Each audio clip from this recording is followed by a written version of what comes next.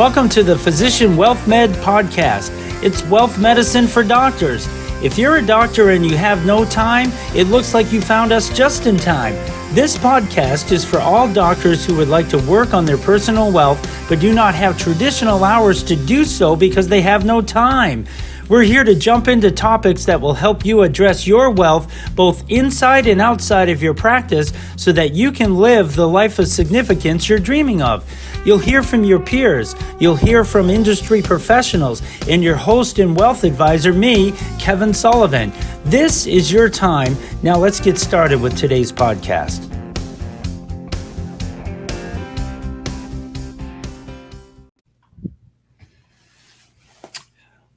Welcome to Physician Wealth Meds. It's wealth medicine for doctors is what we like to say. And I'm your host and wealth advisor, Kevin Sullivan. And we have a really great podcast for you today. This podcast is designed to provide hard-hitting and relevant financial strategies on a variety of topics. I also have to say that unless we speak with you and know your personal situation, we do not make any recommendations on the show.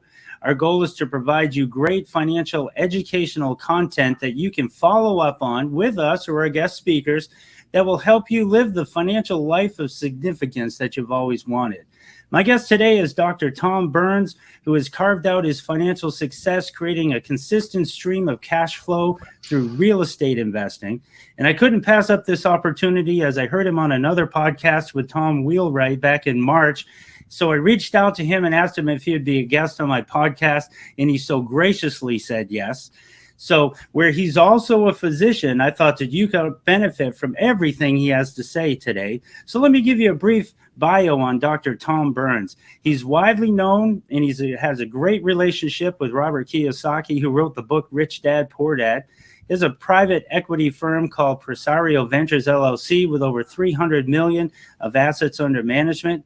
He's also the author of this book, Why Doctors Don't Get Rich, and that is a must read.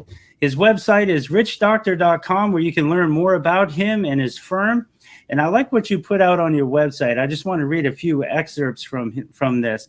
It says, after creating his own passive income and eventual freedom, Tom is now sharing his passion with doctors and building a community of wealth-minded physicians. I love that. So with over 25 years of experience, Tom is on a mission to use his experience that provided his freedom to guide you on your journey to financial independence. He has spoken to thousands of his fellow doctors on how they can create streams of passive income.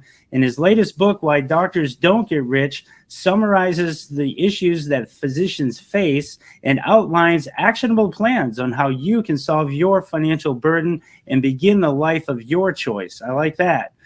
As an orthopedic surgeon, Tom understands where you are professionally and strives to help you find the same financial freedom that he did. He's an educator and mentor by nature who wants doctors to thrive and not burn out. So with that, I hope I gave you a good introduction here. So thank you so much, Tom, for joining us. Oh, thanks, Kevin. Thanks for being here. I hear that stuff. It always makes me sound better. Better than I am. But always trying to get better every day. But yeah, that's kind of the mission. So there you go. That. Well, we could add another 10 pages and keep on going probably. So I wanted you just for our doctors that are listening, just tell us about yourself and the why behind what you're doing. Sure. I just got a wife and 2 kids and here in Austin, Texas, kind of living life the best we can.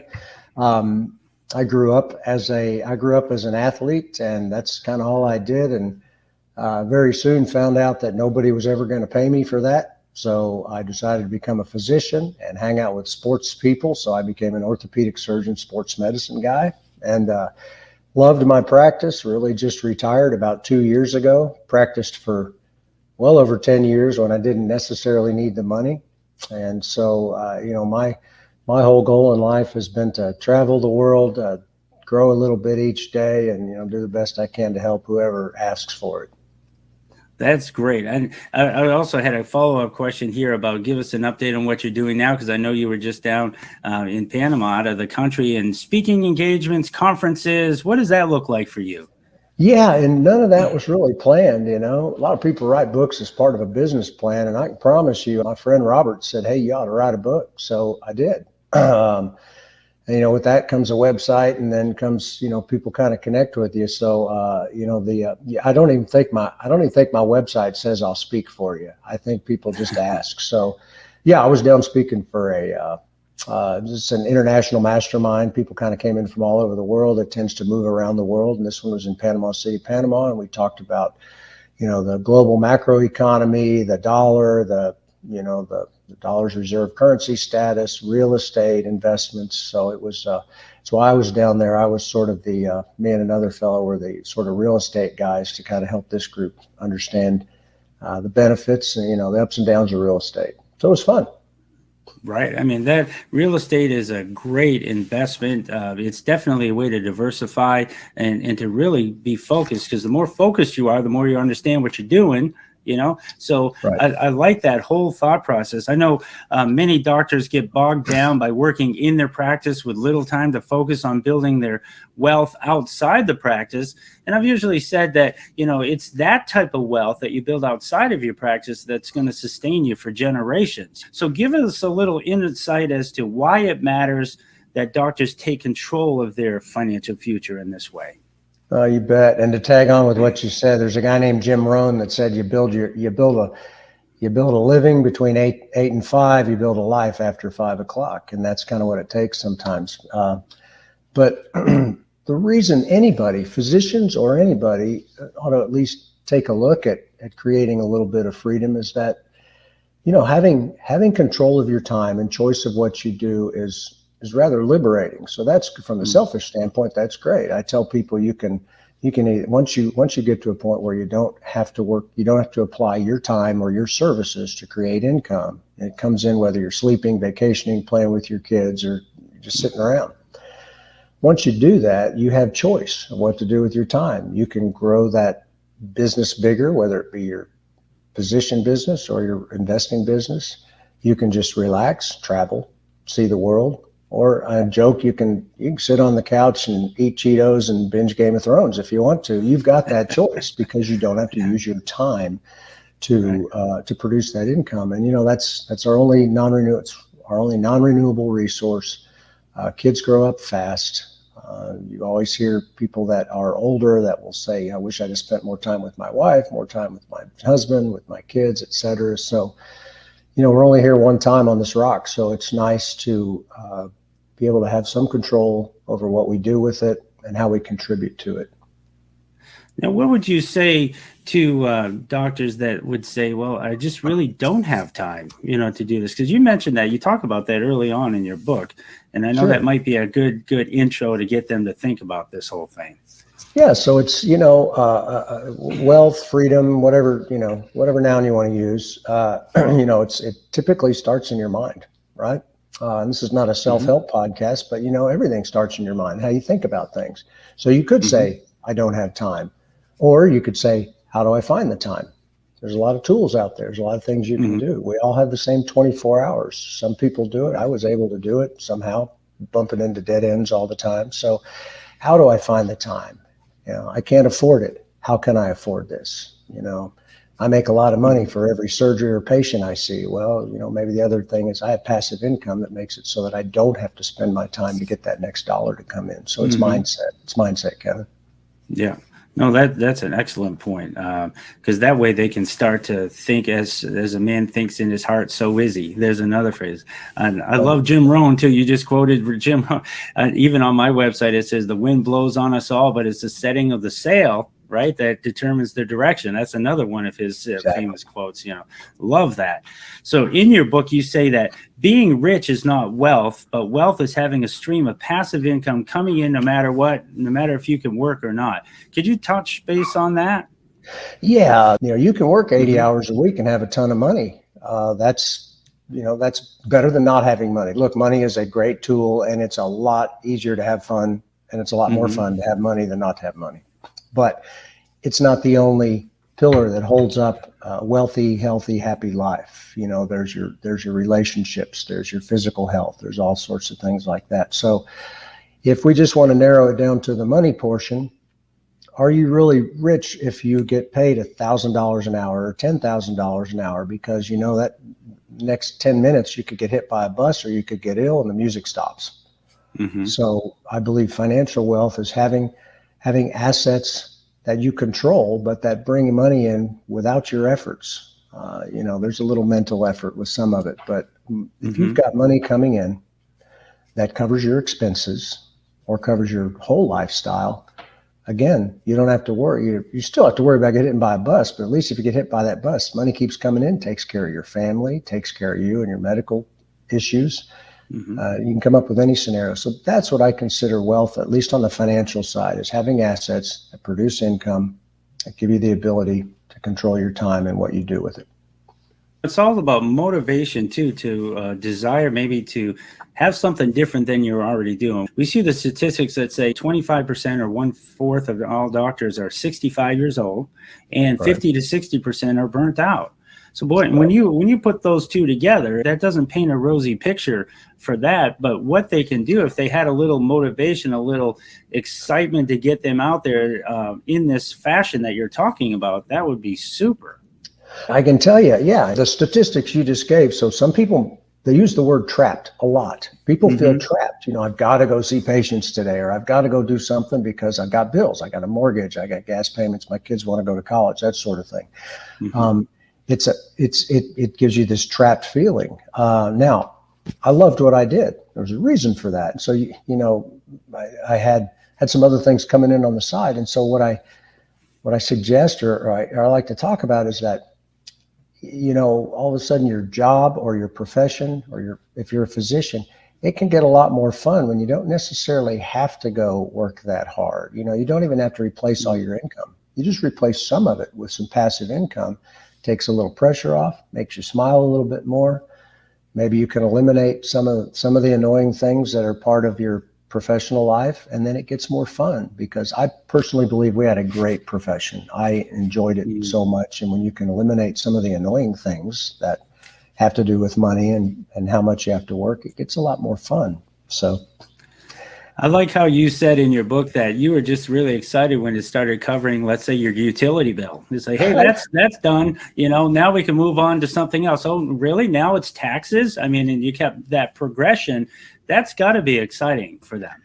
Yeah, it is. And, if you look, it's the old adage of how to eat an elephant, right? One bite at a time. Or how do you climb a mountain? You take the first step. So you look up at the top of Everest or any mountain and you think, oh, that's so far away. But you take a few steps. So it's like a little game, and it keeps you engaged. And, game theory's real. It keeps people motivated. So if you can sit back and say, for instance, you know what, I covered my utilities with these couple of investments that I did that I'm doing. I'm putting none of my time to it. It's covered my utilities. That's pretty cool. Let's do that again. Let's cover the mortgage. Let's cover the grocery bill. Let's cover the clothing bill for the kids. You do that with a little bit of patience. I like to call it active patience, which is you got to realize you can't force nature, and you can't force compounding. Things like that are going to happen in their own time, but you're always doing something to add to it. And so you feel like you're making progress. You don't have to take that whole big bite at once. Keeps you engaged. It gets you small wins, and small wins tend to give you motivation. And that's how I did it. I just wanted an extra dollar coming in that month that I didn't have the month before. Could you tell us about maybe the first real estate acquisition that you did?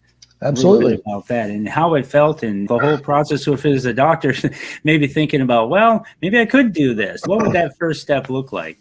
I can promise everybody listening can do this. I knew nothing, and I was scared to death. So I started realizing I needed income outside of medicine, not correlated to medicine, in my training. And most doctors are listening to this. It was during residency, about halfway through. So I didn't have two nickels to rub together, and obviously didn't have any time. So I did what I could to learn about stuff, and landed on real estate because it moves slow. I can use partners. I can do it part-time. All that just fit the life of a busy surgeon. So I learned best I could. I got into practice, paid off a few bills. I was busted broke when I started practice, like most people are. And I'd borrow money from my patients to buy milk for my kids, that sort of thing. So I paid my parents back, paid off a few bills, had tiny student debt, nothing compared to the folks that are listening to this, paid that off.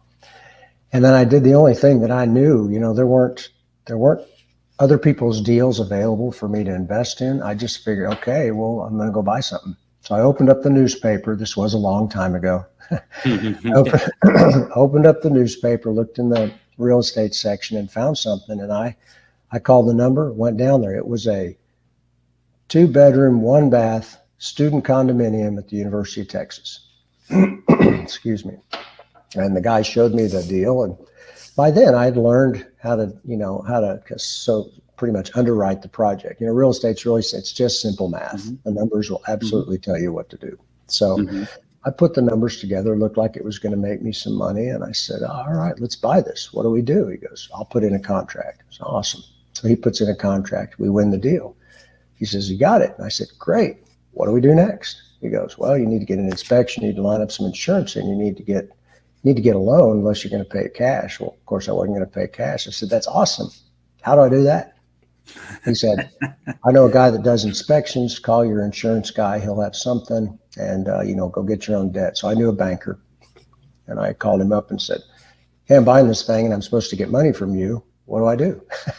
And he said, well, I want, last couple of years of tax returns. I want your personal financial statement. I was like, awesome. What's that? And so my point is that I didn't know anything. I got angry because he kept asking me for receipts and tax statements and all this stuff. And eventually we got this deal.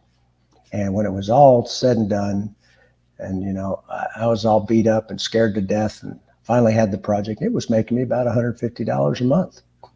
So good learning lesson. And I guess to carry it one step further, after a month or so, I thought, well, this is pretty cool. I don't have to see a patient. I get $150 no matter what I do. It comes in every month. I called him up. I said, you got any more of these? He goes, yeah, I got one down the street. So we went and looked at that one, did the same numbers, learned a few more lessons, but it happened in a lot shorter time frame, a lot less anxiety. Bought that one. Then I bought another. And so before long, I had quite a few of these, and I got so good at that market that I knew it like the back of my hand. I bought one sight unseen that I still own today. I bought one for no money down. I don't recommend that, but I happen to know more about the market than the selling broker and the seller himself, so I got it for a great deal. They wrote me a check at closing. So that's sort of that focus thing you were talking about. Yeah, So that's definitely focus. No, that's excellent. I like what you say in your book about don't fear mistakes, because they give you some of life's most valuable lessons. And if there's a doctor listening that would think, well, man, what if I do make a mistake? What if something goes wrong? What would you say to them? Yeah, that's a great question. I always had the same thing because, look, we're physicians. We're trained to measure twice, cut once, study forever before you make that incision and you do this thing. And that's something in the investment world and learning world and personal development world, you got to kind of beat out of yourself because you're going to make mistakes. We all make mistakes. So I suggest one, best way to try to hedge against your mistakes is to try to just learn as much as possible. Sometimes partner up with somebody that might be farther along than you. Should you choose to get into something like this first deal I did, go in small. It was small. My down payment was $16,600. It was a very small deal. A long time ago, but go in small, because if you're trying to learn something, you go in small. If you lose, you're going to lose small, but the size of the lesson is going to be the same as if you went in big. So just never pass up the chance to learn a lesson. You're going to have them one way or another. And the more you learn, the better you get, the less you'll have. You'll still make more mistakes in different areas, but they won't eat you. It's just money. And typically the mistake you make where you lose some money, somewhere down the line, you're probably going to make more money because of what you learned from it. I have found that through the last 30 years. Always when something bad happens, something good comes of it. Usually not immediately, but there's usually, it usually becomes a good investment. Right. I know of my 34-year career of doing this, I always encourage our clients to increase their financial knowledge and intelligence. There's so much out there to do. And if you get something that resonates with you, you can run with it. I know for some doctors, they see their practice as the profession that they're in, and that's just the way it is. They make a good living and enjoy some good incomes, but you mentioned that they may find themselves owning a good job rather than a valuable business, because if the job was lost, if the income was lost, if they lost the one thing that generated the income, the position or their job, because they're working for money and money is not working for them, then that's a whole different thought process. Right. And, and that's certainly the way it was back when I was working. We were the business. Things have changed a little. Private equity groups are buying businesses, and some practices have some significant value. That's good. And then, I would encourage everybody to kind of look at that and see what kind of value there is, how they can turn it into a business. So that maybe it's if there's so few, what is it, 25% people out there own their own practices now, but there are people out there that would like to acquire physician practices, which is why 74% or whatever are working for somebody else now. So it can be a business. But if if that's not an option for you, number one, there's nothing wrong with being a good doc, enjoying life, and we make a good bit of money. That's some listener might say, well, not me. And I think a lot of docs are not paid what they're worth, but we make a wonderful professional salary, and certainly you can live off that. And there's a lot of people in the world who won't feel sorry for us. So there's nothing wrong with enjoying being a physician. I loved it. I just happened to have something extra that made it even more fun. But if you want to make a change, you've got to, Einstein, I forget who, some quote that, about doing the same thing, expecting a different result and doing the same thing. That was Einstein, right? So you got to do something different, and different is usually scary, and it usually requires, bumping your head a few times and making some mistakes. But I can tell you the rewards are fabulous. Yes. And a crossover quote from Warren Buffett: if you don't find a way to make money when you sleep, you'll work until you die. That's right. These are things I hear in my industry too, it's kind of interesting to see that. I love what you said about you're not going to get to the point where you retire. You're just going to continue the mission. Yep. That's powerful. See, I was telling you had some great one-liners in your book. But they're so thought-provoking that you're not going to retire. You just continue the mission because you've got the mission of what you would like to do from a cash flow perspective, and it just provides the freedom that I think everybody would like to see. Yeah, rarely did anybody listen to this podcast get into medicine for the money. Some might have, but most of us have some sort of story why we wanted to wear that white coat, right? And so that's sort of mission-based to begin with. And so retire, I don't even necessarily like the word from retirement, maybe, transition from medicine or transition into something else in addition to medicine. But we've all got some sort of mission in life. It's not necessarily just to take up oxygen. We would like to contribute something back to the world. There's a book by David Brooks called The Second Mountain. Mountain number one is that acquisition mountain, right? We're all fighting to get what we need to, E.F. Hutton says that's, we're fighting to get our number or whatever, wherever we want to get financially. That's mountain number one. Once you sort of finish that acquisition mountain, as you get near the top, you see mountain number two, which is a mountain of contribution. And there's a lot of benefits and a lot of rewards to giving back. And so that's essentially actually what pulled me out of medicine, because I loved what I was doing, but I just kind of ran out of time to be a doctor. And so if we can somehow impact others and make the world a little better place, even if it's on a small scale, then we've done something good. Oh, that's it. That way you can live the life of significance that you're always looking to do. Right. And there's so much joy and pleasure in giving back and having a say in that, in choosing the spots where you like to give back. Right. Oh, I couldn't agree more. That's it. So what's the timeline look for a doctor that might want to start doing this? I always tell everybody my crystal ball is super cloudy. Yeah. But it took me about 10 years, and it was, there were booms and busts in that time, right? We had 9/11, and we had, the kind of downturn in the GFC and all that stuff. So, but it took about 10 years because, my goal again was just creating passive income. I read Robert's book in '97, and there's this little box there. There's the income statement and balance sheet. And I looked at if you put something in the asset column in the balance sheet, it provides money up for the income statements. All I was trying to do was put stuff in the asset column. I didn't care what it was. It could be real estate or something else. If it produced money, I did it. So I didn't have a timeline because I didn't know how long this stuff took, but it took about 10 years, and it just percolated along. Every time income came into the entities that I used for investment, which is separate from your personal doctor thing, you definitely want to separate that stuff, or I suggest it. I never spent that. So I allowed it to accumulate. And eventually, my investments started making babies, right? I was making extra money as a doctor, I'd put that in the investment pile, but then the investment pile was growing on its own. So where I could have bought one investment with my doctor money, eventually I got to where I could buy two, and then where I could buy more. So that took time, didn't change my life much. And for you doctors out there, there was a time period where, I worked as an orthopedic surgeon. So I call it 10 half days a week, right? Monday through Friday. Yeah. 2 half days a week. And then, the call stuff too. So the first thing I eliminated was call. So I always tell people I eliminated my call schedule before the 2000s, and so that was nice. So I didn't have to leave my family in the middle of the night. The next thing I got rid of, and I wasn't swimming in money, it just felt better. I felt a little looser. I eliminated a Friday afternoon office. I would operate on Friday mornings, finish your surgeries. You feel pretty good as a surgeon. Yeah, I did some good. And then you think, oh, crap, I got office, And I was young Dr. Burns, so everybody knew I was there. So I joked that my block time, which is your surgery time, I joked that my block time was at 5 p.m. on Friday afternoons because I had emergencies all the time. Yeah. So I eliminated that. Small little thing. So I'm still working 4.5 days out of 5. Now no call. But all of a sudden I had a 2.5 day weekend.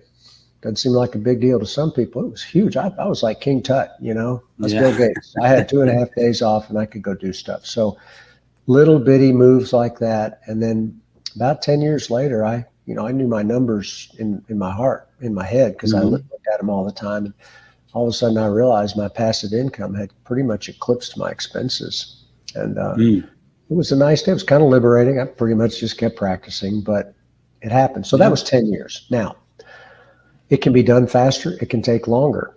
If you try to increase your returns. Certainly do that. You do that with your education. You can also change your risk profile. As you change your risk profile, you'll have more losses possibly. You got to be ready for that. Been there, done that, right? So I think it can be done faster. I think you have to be actively patient, like I said before, and just keep adding to your pile of stuff or assets that create income for you. Yeah, because I was going to ask you to cast the vision so that people would have a good insight as to what they're doing, but you're doing a great job without me even asking that question. So what it would look like for a doctor on the other side to say, hey, we're going to do this one step at a time, and then you're going to look back over your shoulder and you're going to say, wow, I can't believe where we are versus what I was thinking maybe 5 years ago, kind of thing. 100%. You don't have to look at the top of that mountain and think, oh, I'm not there yet, right? Peter Drucker says we overestimate what we can do in a year, we underestimate what we can do in 5 years.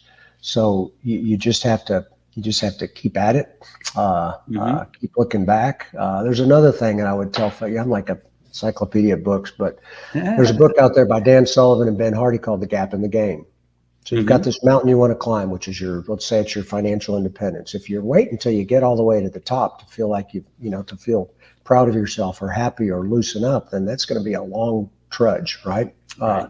So if you think I want to do something, I want to reach, the top of the mountain in 5 years, 10 years. Well, if the time comes up and you're only 60% up the mountain, you could have the thought process. You could have gap thinking, which is like, crap, I didn't make it to the top of the mountain. Or gain thinking is the fact that you can look back, like you just said, and say, you know what, I am 60% better than I was before. I'm getting there. I'm really pleased with what I've done. And life changes. You should be smiling more if you're 60% there. So you want to have those wins. Yeah, not where I want to be, but I'm not where I was. And somewhere that process still keeps on going. I think it was Jim Rohn, excuse me, I don't know if it was him specifically, but he says, I'm working part-time on my fortune and full-time on my job. He said the story was so good that by the time I started making more on my fortune than I did in my job, he said, I didn't want to lose that story. But there came that time, just like you, where your passive income was overtaking what you were earning in your medical practice. So that's a great spot to be in. Yeah. And it can be done. And that's because people they look at people up on stage or people on podcasts like, oh, I could never do that. That's why I promise. I had no help, made a lot of mistakes, and somehow through the grace of God still got there. And so it can be done. And if you, like anything with goals, if you break it down into smaller steps, small wins, they add up over time and you'll reach your destination. Excellent. I appreciate your time today. Do you have any follow-up or final comments you'd like to say today to anyone who's listening? I tell that book, it's kind of written for everybody, but I sort of directed it at doctors, and it's just designed for hope and guidance. And that's the only reason I wrote it, and all this other stuff came afterwards. But you can do it. There are resources out there that can help.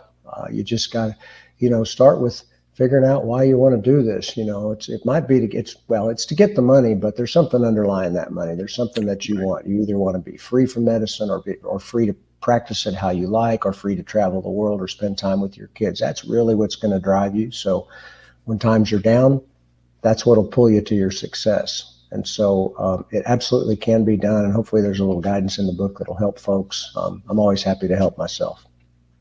Excellent. We've been talking to Dr. Tom Burns. Thank you for your insights. Thank you for joining me today. Thank you for writing the book. It's a great read. I can say myself. And I just hope that everyone that's listening today will get something about this. Would you like to provide any kind of contact information, or how do you want to close it out for that? Yeah, you bet.